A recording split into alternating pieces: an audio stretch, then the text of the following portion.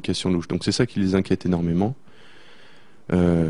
Est-ce que vous pensez qu'il n'y a pas un problème, et je parle ni de droite ni de gauche, je parle de la classe politique dans son ensemble, un problème de totale méconnaissance du sujet? C'est-à-dire que par exemple tout à l'heure vous disiez que vous faites de l'open source ou du logiciel libre pour simplifier. Nous on a eu des politiques, lorsqu'on a dit logiciel libre, on nous dit le logiciel libre c'est quoi? C'est du piratage. Donc est-ce qu'il n'y a pas vraiment un gros problème? C'est-à-dire que ce sont des gens qui se sont laissés dépasser par le web 2.0 et qui voilà, tous ces réseaux sociaux, toutes ces méthodes de partage, et qui aujourd'hui, ne comprenant rien, décident tout simplement de fermer la vanne. Oui, je pense que c'est tout à fait ça. Et bon, c'est pour ça que je trouve que le Parti Pirate, même s'il fera probablement jamais plus de 5 ou 10% en France, est une initiative intéressante parce que elle permet de donner un poids justement à ces revendications, de dire aux politiques: vous connaissez rien en informatique, c'est normal, c'est pas votre métier, mais entourez-vous d'experts et écoutez-les, parce qu'aujourd'hui il y a vraiment un autisme des décideurs qui refusent d'écouter les associations qui depuis des années, voire des dizaines d'années dans certains cas, leur disent il va y avoir un problème au niveau de la propriété intellectuelle, il va y avoir un problème au niveau du piratage et au niveau de l'économie de la culture dès qu'on se met à partager des fichiers sur Internet. Il faut vous pencher dessus. Ça fait depuis les années 90 qu'on entend ça, ça fait depuis les années 90 que ce n'est pas entendu par les politiques. Donc il faut aussi arrêter l'argument du piratage qui nuit à la vente des CD. Lorsqu'on regarde les fichiers les plus téléchargés en France, on se rend compte que c'est souvent ce qui marche le plus d'un point de vue commercial. D'ailleurs, il y a de plus en plus d'études qui ont l'air de contredire l'apparent bon sens qui dit que toute œuvre piratée, tout piratage d'une œuvre est une vente qui ne se fait pas. Ça, c'est le calcul actuel des majors. Bon, il est quand même assez ridicule. Au Midem de Cannes, il y a une étude qui vient d'être publiée qui dit que les pirates sont parmi les plus gros consommateurs de produits culturels. Donc ça, c'est un résultat qui est quand même connu depuis plusieurs années. Voilà, c'est ce que j'allais dire. C'est-à-dire depuis les années 90, il y a quand même des messages qui le disent ouvertement. Et puis on sait quand même que parmi les pirates, on a des gros consommateurs de par exemple de musique. Peut-être pas non plus c'est pas du David Guetta, c'est pas du Black Eyed Peas, c'est une autre forme de musique souvent. J'ai jamais croisé de hacker qui écoutait du David Guetta perso, mais voilà, c'est aussi une forme de consommation. Il y a peut-être une révolution à faire, c'est-à-dire que aujourd'hui on voit que le libre arrive à faire de l'argent avec du gratuit. Est-ce que peut-être que l'industrie culturelle n'a pas aussi une méthode pour faire de l'argent avec du gratuit? Oui, elle n'a pas une méthode, elle a énormément de méthodes, mais le problème c'est que les gens dont le travail c'est justement d'expérimenter ce genre de choses, de s'adapter au nouveau paysage économique, comme on dit, ne font pas ce travail. Donc les grands majors et même les petits labels ne font pas l'effort d'essayer de trouver de nouvelles façons de rentabiliser les artistes, ne voient pas le piratage comme une audience énorme qui s'ouvre à eux. Je trouve assez étonnant quand même que des gens dont c'est le métier ont du mal à rentabiliser le fait d'avoir tout d'un coup un public 10 fois plus grand. Donc forcément c'est un public 10 fois plus grand qui ne paye pas pour entendre la musique, mais entendre la musique, c'est pas la seule chose que les artistes ont à vendre. On peut vendre des goodies, comme on dit, on peut vendre des places de concert. Ouais, ce que j'allais dire, du concert, du live. On peut vendre du live, mais il y a énormément d'autres modèles qui existent aussi. Dans le modèle du software, il y a eu le modèle de la rançon qui est utilisé pendant un moment, il y a le modèle du micro-mécénat, que personnellement j'aime assez.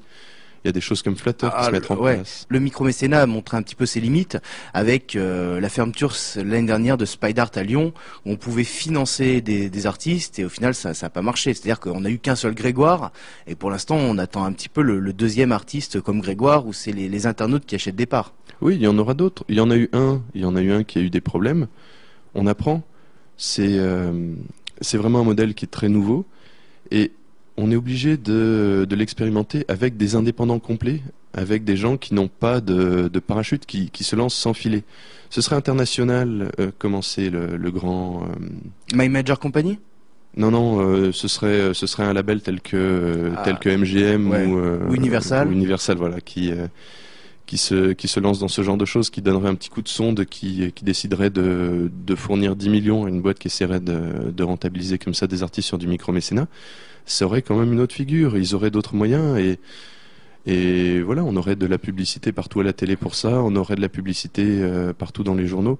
Moi, j'ai pas vu beaucoup de pubs sur My Major compagnie Ouais, que je surtout, connais parce que je m'y intéresse, ouais. mais c'est pas sorti d'un cadre très Ce que confidentiel. j'allais dire, il y a surtout un petit peu de viral des pubs avec Jean-Jacques Goldman sur le net, mais mis à part ces vidéos, on n'a pas eu grand-chose. Pour terminer cet entretien, on va parler un petit peu de votre activité sur les hackerspace. Alors, qu'est-ce qu'un hackerspace? Alors hackerspace, comme on sait que le terme hacker a une assez mauvaise presse en France, sur Grenoble Succès Ouvert, c'est traduit par laboratoire ouvert grenoblois. Donc si on en ouvre un sur Lyon, ça fera le LOL, le laboratoire ouvert lyonnais. Mais sinon, un hackerspace, c'est un endroit où des gens se rassemblent pour hacker au sens anglais du terme, c'est-à-dire bricoler des choses, qu'elles soient électroniques, qu'elles soient informatiques. L'idée, c'est de démonter, de remonter, de contourner l'usage ordinaire. Donc initialement, le mot hacker est devenu synonyme de pirate informatique au sens expert sécurité, parce que dans les années 80, dans les années 70, c'était des gens qui ouvraient ces boîtes noires, qui étaient les ordinateurs, qui étaient les routeurs, et qui essayaient de comprendre comment ils étaient faits, qui découvraient des failles et qui les exploitaient. Mais c'est bien plus que ça aujourd'hui. Aujourd'hui, c'est moins de la sécurité que d'ouvrir des boîtes noires, ouvrir les téléphones portables, faire par exemple sa propre antenne pour téléphone portable et faire son propre réseau, essayer de mettre en place des réseaux qui passent pas par les fournisseurs d'accès, donc ce qui aurait été très utile par exemple au Caire. Je sais qu'à Grenoble, donc on a monté une imprimante 3D qui imprime des pièces en plastique couche par couche, donc qui permet on avait imprimé des petits Lego, des petits engrenages, des choses comme ça. C'est des gens qui bricolent avec un petit peu toutes les technologies. Donc il y a des gens qui font des drones, il y a des gens qui font de la chimie. Ouais, on est quand même loin de l'image que nous donne le cinéma et la télé, du mec avec des lunettes qui va pirater le site du FBI pour aller chercher des infos secrètes sur Roswell et compagnie. Oui, oui, bon, on est assez loin.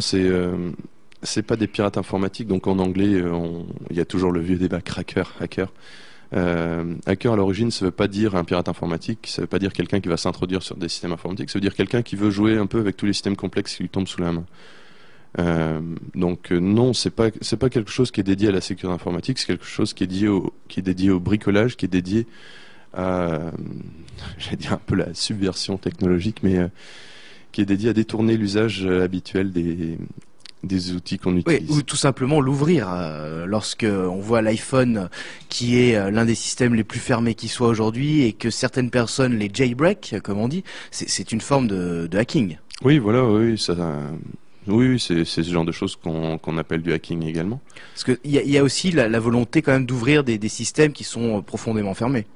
Oui, il y a cette grosse volonté. Il y a une intersection très grande entre les gens qui font partie des hackerspace et le mouvement open source. Et bon, l'idée est vraiment d'amener le plus de connaissances possible, de les partager. Donc, quand quelqu'un met sur le marché un objet en disant que vous n'avez pas le droit de l'ouvrir et vous n'avez pas le droit de savoir comment il marche, c'est évident que des hackers vont l'acheter, vont l'ouvrir et vont lui faire subir toutes les tortures possibles jusqu'à ce que sur Internet se retrouvent toutes ces spécifications. C'est le gros problème, hein, la PSP, l'iPhone, la Xbox, la PlayStation 3. Souvent le piratage jusqu'à présent on était dans la copie pure et dure.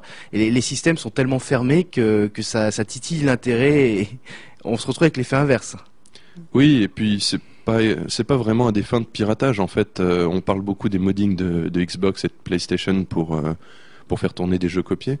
Mais un des plus gros intérêts, à mon sens, et ça va peut-être faire sourire certaines personnes, mais c'est vrai, c'est de faire tourner Linux dessus, c'est de faire tourner un système qui est générique et qui peut faire tourner un peu tous les logiciels libres qui existent aujourd'hui, parce qu'il faut savoir que la PlayStation 3 est une console qui est vendue quasi à perte, voire à perte à certains moments, qui est un ordi en fait très puissant et qui a un des meilleurs rapports qualité-prix qu'on peut avoir au niveau puissance de calcul prix. Ouais, alors Sony avait au début vanté la possibilité d'installer Linux dessus, mais rapidement ils sont revenus dessus et ils ont enlevé cette possibilité. Oui, puisque dans certains pays, ils perdent de l'argent à chaque console qui est vendue. C'est pas tout à fait légal dans pas mal de pays de faire de la vente à perte, mais ils avaient monté un schéma qui faisait que ça ne leur apportait en tout cas pas d'argent de la vente. Donc, Mais en tout cas, ça fait si on prend une PlayStation 3 et qu'on installe Linux dessus, ça vous fait un ordinateur à 300 €. Oui, ça fait un ordinateur à 300 €, mais si vous en achetez 10 et que vous les mettez en réseau, ça vous fait un supercalculateur à 3000 €. Et il y a certains labos qui ont commencé à faire ça. Je me demande si c'est pas ce qui a fait un peu peur à Sony, parce que quand un labo commence à en mettre 10 ensemble, il y en a un autre qui va en mettre 100, il y en a un autre qui va en mettre 1000. Ça faisait des supercalculateurs pas très chers, donc sachant que sous Linux, et puis je pense que ça doit même être possible sous Windows, il y a des logiciels qui permettent de relier plusieurs ordinateurs ensemble au sein d'un gros supercalculateur, donc multiplier comme ça la puissance de calcul. Alors, un méga ordinateur, non pas pour faire du jeu, mais pour faire du calcul complexe. Hein. Par exemple, on donne des exemples très rapides sur le supercalculateur. Décoder un génome, qu'est-ce qu'il y a d'autre Un des plus gros efforts collaboratifs de calcul en ce moment, c'est le repliement des protéines. C'est un problème qui intéresse beaucoup les biologistes, qui permet de comprendre, donc c'est un peu le décryptage du génome, mais c'est l'étape après le décryptage du génome, qui leur permet de comprendre comment les différentes protéines sont générées. Et si vous avez envie de faire partie d'un supercalculateur et de vous amuser, il y a toujours le projet SETI. Oui, alors SETI Atom, ça a été le premier projet à comme ça partager la puissance de calcul des ordinateurs individuels, mais maintenant il y en a beaucoup d'autres. Et je recommande plus Folding Atom, donc qui a des applications très concrètes qui peut permettre de faire avancer la recherche médicale. Et il y en a des dizaines d'autres également, donc d'autres qui vont par exemple faire tourner des simulations d'épidémiologie de la malaria pour aider à justement contenir et à obtenir de meilleurs modèles de vaccination, ce genre de choses. Il y a des dizaines de projets. Il suffit de chercher. On trouve rapidement sur le net. En tout cas, SETI, ça permettait de chercher la vie extraterrestre avant qu'elle nous tombe sur la gueule.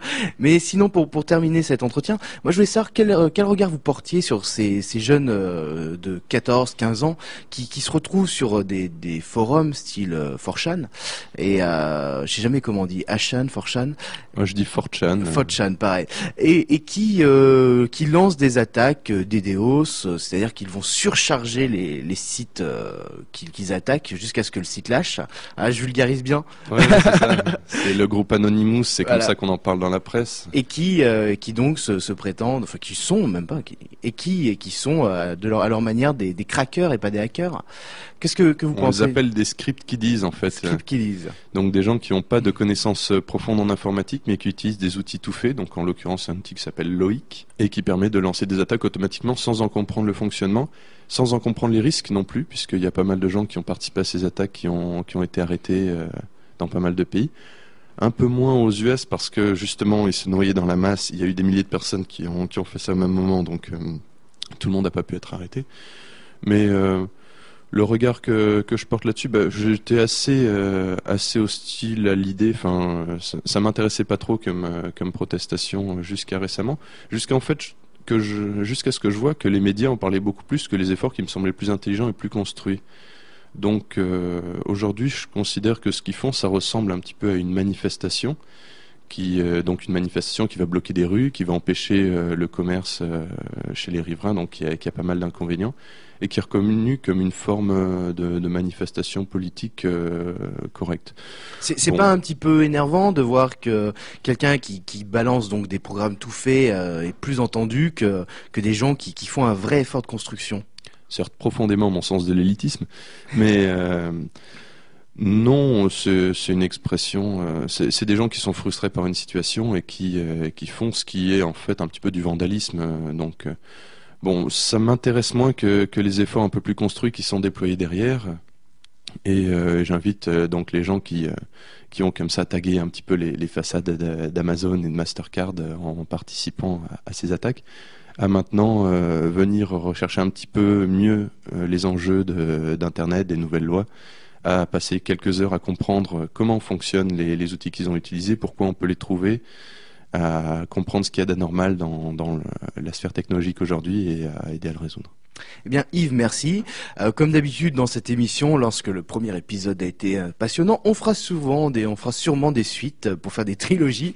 Je vous remercie et puis bien bon courage pour l'Égypte, bon courage pour la suite et peut-être le parti pirate. Alors non pas au cantonal, ça risque d'être un peu trop tôt sur Lyon. Il devrait y avoir une ou deux candidatures quand même en Rhône-Alpes. Parfait. À bientôt. Merci. Merci. Game over.